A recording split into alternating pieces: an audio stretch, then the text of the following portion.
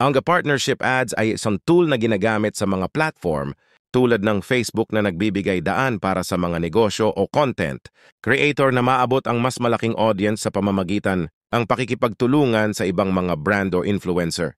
Narito ang ibig sabihin at kung paano mo ito magagamit. Ano ang ibig sabihin ng partnership ads?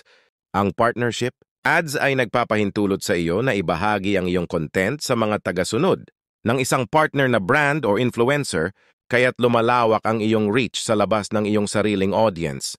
Karaniwang ginagamit ito upang mapataas ang visibility, engagement o sales sa pamamagitan ng pag-abot sa isang bagong audience na madalas ay may kaugnayan o complementary sa iyong target na merkado.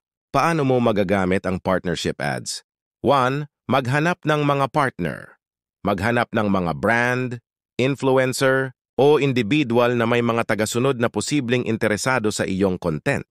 Halimbawa, kung ang focus mo ay edukasyon, maaari kang makipag-partner sa ibang mga edukador, paaralan, o brand na may kinalaman sa edukasyon. Hatiz. Makipagtulungan sa paglikha ng content, makipagtulungan sa iyong partner upang lumikha ng engaging na content na akma sa inyong parehong audience.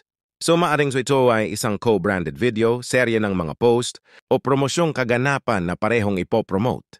3. I-promote gamit ang partnership ads. Kapag ginamit mo ang partnership ads, may option kang i-target ang mga tagasunod ng iyong partner na nagpapalawak ng iyong visibility sa mga taong hindi pa nakakakilala sa iyong brand, pair, sukatin ang tagumpay.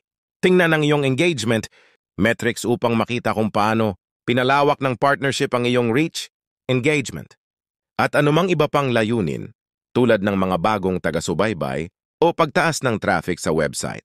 Sa paggamit ng partnership ads, maaari mong strategically maabot ang mas malawak na audience at mapalawak ang kamalayan tungkol sa iyong content o brand.